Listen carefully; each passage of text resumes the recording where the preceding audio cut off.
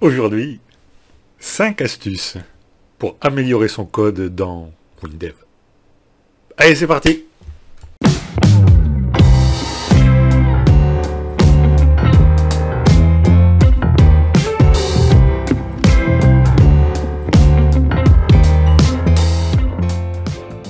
Bonjour, je m'appelle Thierry et je vous aide à monter en compétences en bureautique, en programmation. Et aujourd'hui, ça va être avec WinDev. Et si cette chaîne vous plaît, abonnez-vous. N'hésitez pas à vous abonner en cliquant sur le petit bouton abonner, sur la petite clochette aussi, pour pas louper les prochaines vidéos. Alors aujourd'hui, on va voir 5 astuces qui vont vous permettre d'améliorer un petit peu la lisibilité de votre code dans WinDev.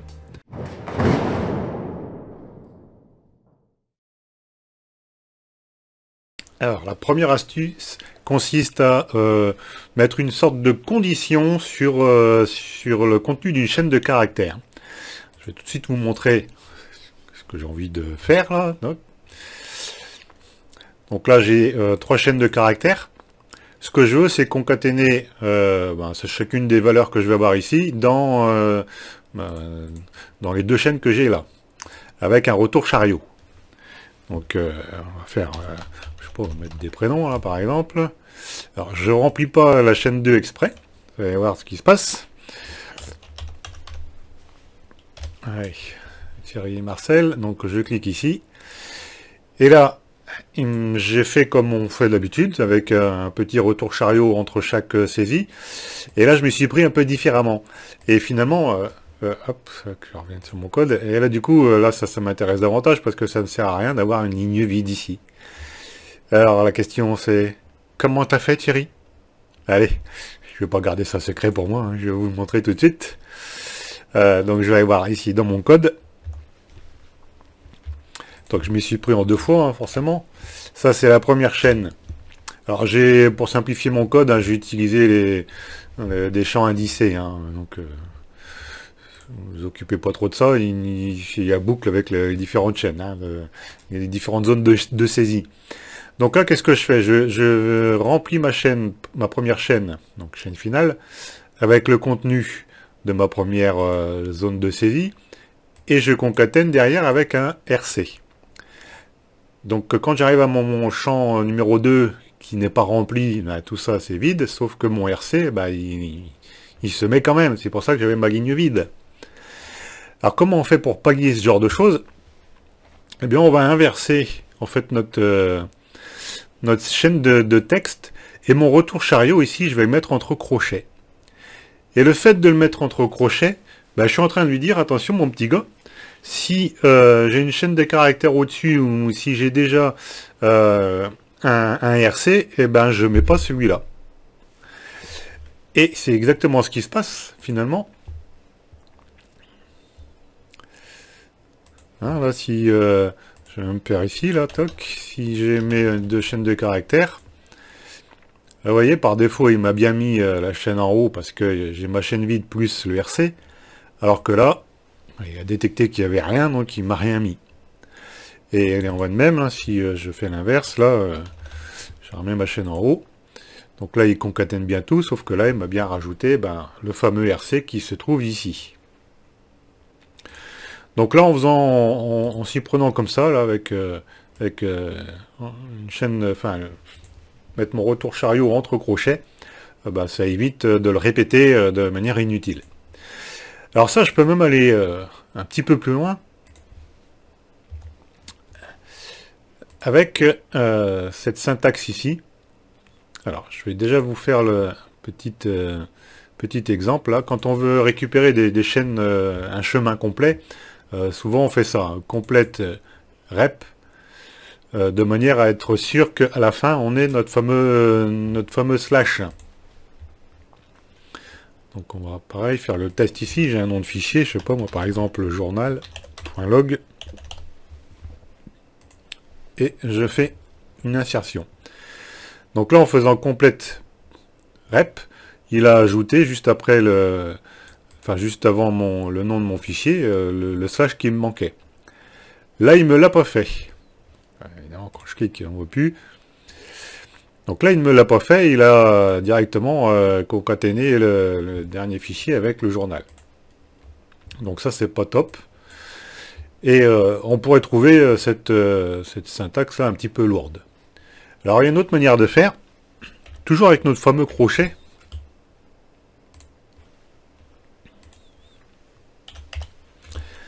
C'est de mettre ici le nom de notre répertoire hein, qu'on veut, et de mettre entre crochets la fonction fsep.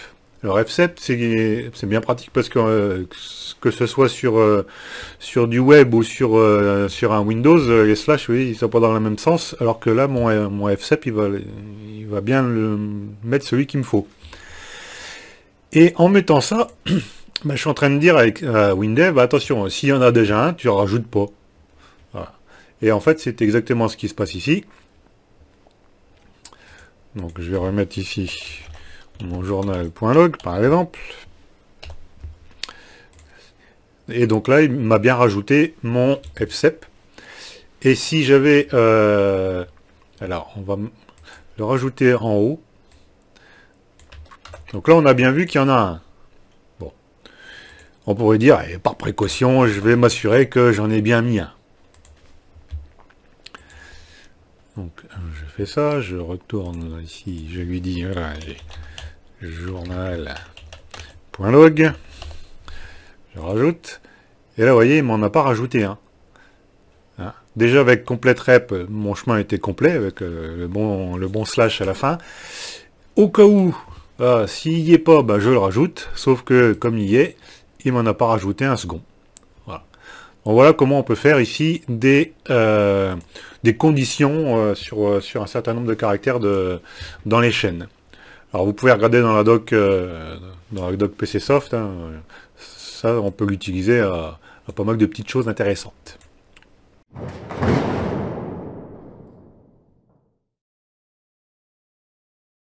Alors la seconde astuce, c'est l'utilisation de la fonction trace. On s'en sert assez souvent en debug. Donc là j'ai une petite fenêtre, hein, et je vais vous montrer le code là, de ma fonction trace. Donc qu'est-ce que je fais ici? J'enregistre, enfin je vais afficher la date du jour, je lui dis voilà, j'ai une action sur un bouton 1 et je lui mets un petit compteur derrière. Voilà. Donc c'est quand même pas grand chose cette petite fonction. Je lui dis donc là ici trace. Voilà, donc à chaque fois que je clique dessus, il me rajoute les informations. Bon. Alors ça évidemment on pourrait le rendre automatique, pas forcément dans un bouton. Quand on débug, ça nous permettrait par exemple de voir le contenu de certaines variables pour voir là où ça coince, hein, quand il y a un problème. Bon. Alors ça c'est bien, mais on peut aller plus loin en faisant en sorte que ce qu'on affiche là dans notre fonction trace ne soit plus affiché dans un petit encart comme ça jaune, mais dans un fichier. Ça nous permettrait par exemple de faire un fichier log. Hein, au hasard, fichier log. Alors comment est-ce qu'on va s'y prendre? Ben, il suffirait de mettre ici, dans le code d'initialisation de mon projet, la fonction trace début.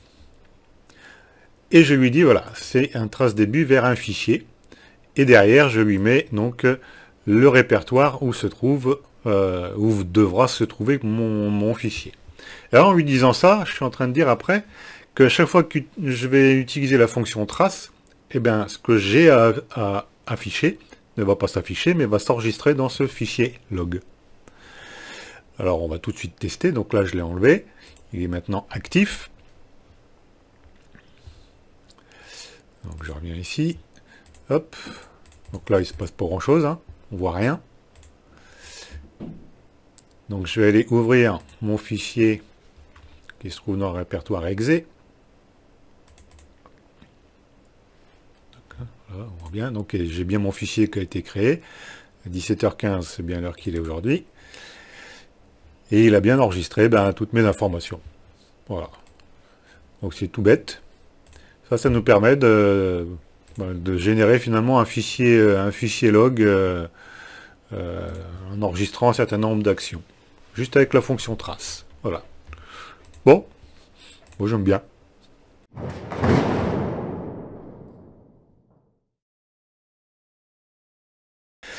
Alors, le troisième point qu'on va voir maintenant, c'est ça concerne toujours les chaînes de caractères.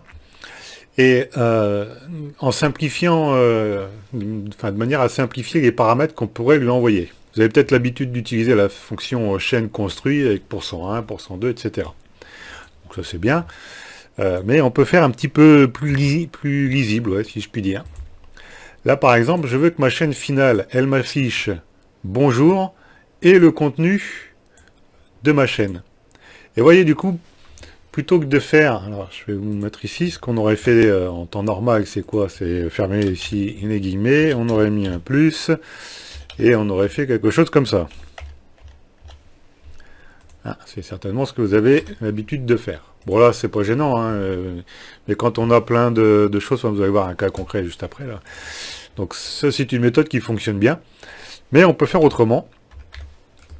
En mettant en fait le paramètre qui va varier, notre variable. Alors là, j'ai mis directement le nom du champ, mais ça pourrait très bien être une variable ou ce qu'on veut. Hein. Et donc je l'entoure de crochet %, et je termine avec %crochet.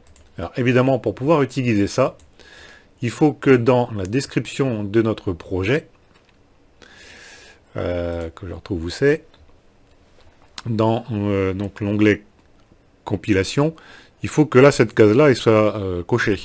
Autoriser les chaînes dans les chaînes. Enfin, autoriser crochet crochet dans les chaînes. Voilà, si c'est pas coché, eh ben, on ne pourra pas l'utiliser. Voilà. Donc là, quand j'ai ça, qu'est-ce qui se passe? Donc je reviens ici, je vais taper Thierry qui va nous dire bonjour. Je clique sur mon bouton. Il m'a bien concaténé mon affaire. Voilà, si c'est Marcel, hop, il remplace bien par Marcel. Donc ça fonctionne assez bien. Alors vous allez me dire, oui, là, c'est bien, mais il n'y a pas beaucoup d'intérêt. Attendez, j'ai pas tout vu encore. On peut faire une chose similaire quand on veut construire une requête SQL. Et là, ça devient intéressant. Donc je vais faire par exemple, je vais vous montrer le code. Un truc tout bête, hein, j'ai une table, hein. Donc là, on va l'utiliser, on va la remplir tout à l'heure, mais voilà, elle est là. Et là, ce que je veux faire, c'est faire un select avec un paramètre. Sauf que là, vous voyez, mon paramètre, j'ai utilisé la même syntaxe, %. Et là, ça devient plus parlant quand même. Parce que si j'avais juste mis %1 et puis derrière un chaîne construit, en fait, je sais pas trop ce qui rentre dedans, quoi. Niveau lisibilité, c'est pas top. Voilà. Donc ça, c'est une astuce assez intéressante. Alors, vous remarquez que j'utilise là encore le crochet, là. Alors, comment ça se goupille, cette histoire de crochet, de chaîne, là? Si vous ne l'avez pas utilisé, vous allez être éclairé ici. Donc, voilà, j'ai une chaîne qui s'appelle ma chaîne. Hein.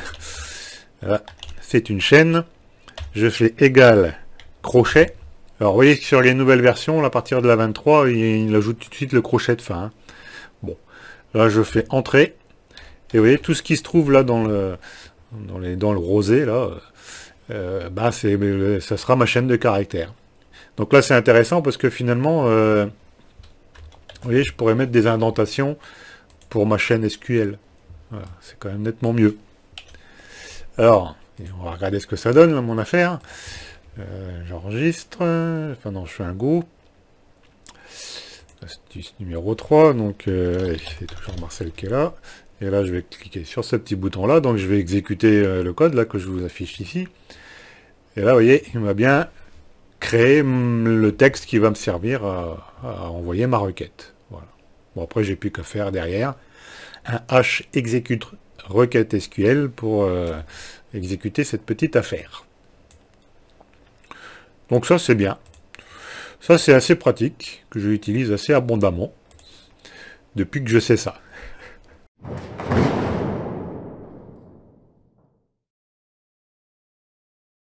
Astuce numéro 4. Je veux importer des données qui se trouvent dans un fichier Excel pour pouvoir remplir ici ma table de client. Donc qu'est-ce qu'on fait en général? On remplit ou alors on utilise un objet XLS document Et puis, donc on lit la première ligne, on enregistre, on lit la seconde, on enregistre. On a tendance à faire ça. Donc ça c'est bien, hein, si on a 10 lignes, ça va assez vite. Et si j'en ai 700, 1000, ça devient un peu plus tordu quand même. Hein, le temps va s'allonger. Donc on peut faire autrement.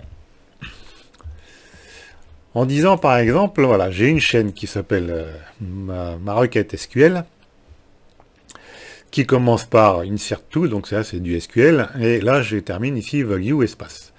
Et là normalement mon SQL derrière, qu'est-ce qu'il attend? Ben, il attend les valeurs que je veux rajouter. Et du coup, je vais pouvoir réutiliser cette syntaxe que j'avais fait tout à l'heure avec %, là, en lui disant, voilà, bah, tu vas concaténer avec le contenu de ma première ligne, première colonne, première ligne, deuxième colonne, et ainsi de suite. Ensuite, je vais tester ici si je suis sur la dernière ligne à importer. Si c'est pas le cas, ben, je rajoute une virgule, et je boucle comme ça sur tout le contenu de mon petit tableau. Une fois que j'ai fait ça, je fais un H-execute requête SQL et en une seule fois, je vais insérer les 700 ou 800 lignes de mon tableau. Et là, du coup, le temps d'exécution, contrairement à une lecture ligne par ligne, vous doutez bien qu'il va être nettement mieux quand même. Hein. Et là, je termine pour afficher une petite table avec le contenu. Donc là, je vais gagner un peu de place quand même, en mettant tout là comme ça. J'avais séparé exprès pour que on y voit un petit peu plus clair. Voilà. Et puis, voilà. Et là, qu'est-ce qu'il fait? Oui, c'est parce qu'il reste un espace. Et là, normalement, ça devrait être tout bon. Voilà. Donc là, oui, il ne faut pas qu'il y ait d'espace devant les crochets, sinon il nous met des erreurs. Hein. Bon, on va tester ça, hein, on va voir si ça marche. Donc je vais faire un petit go. Alors on va aller chercher notre fichier client. Voilà. Donc il s'affiche bien. Je fais importer.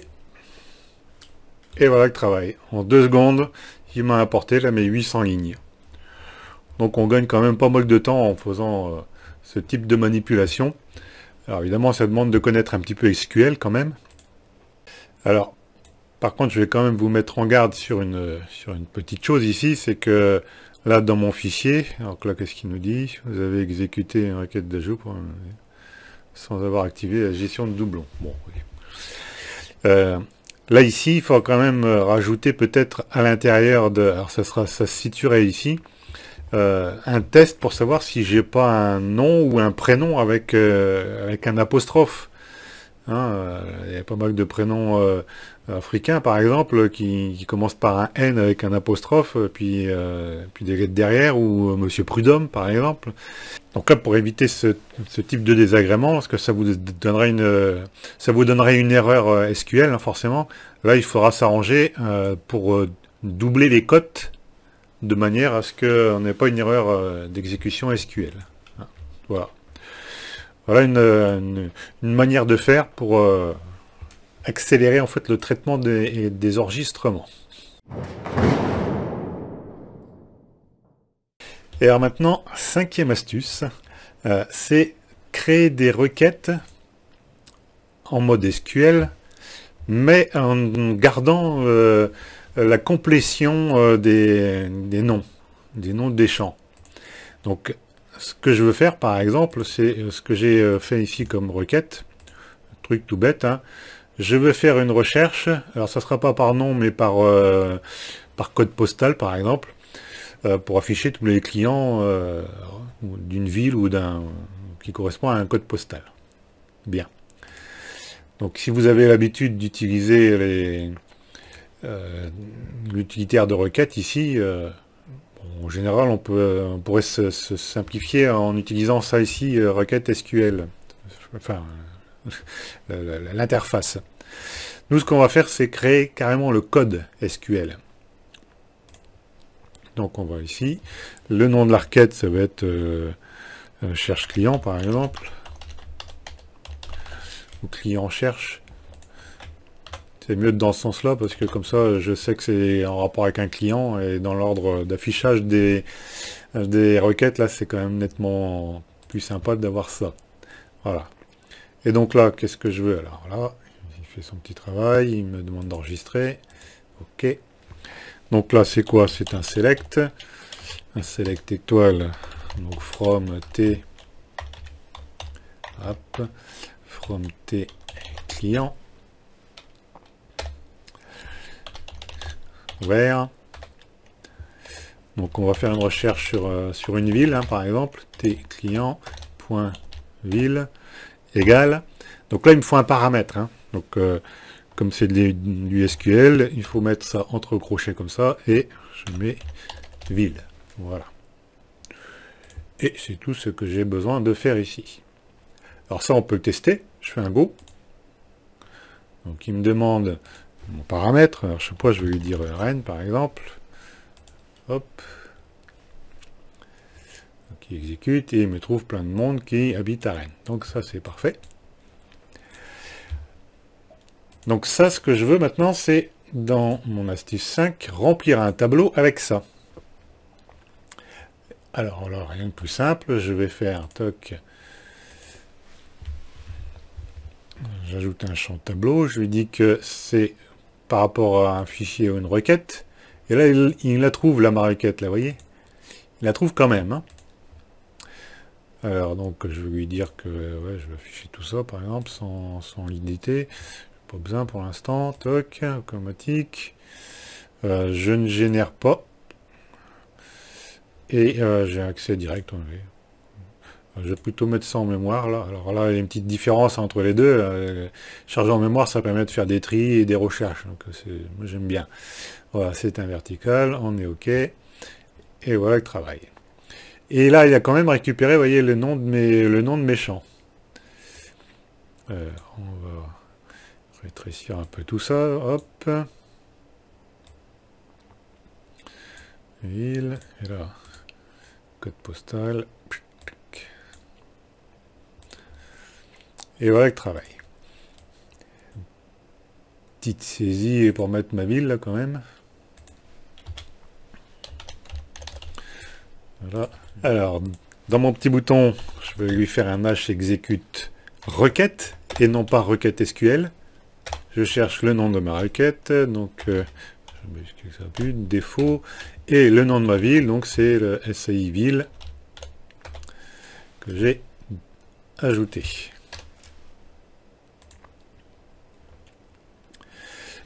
Une fois que j'ai exécuté, j'ai plus qu'à faire un table affiche pour mettre le résultat dans mon petit tableau. Alors peut-être que je peux faire un table supprime tout avant là.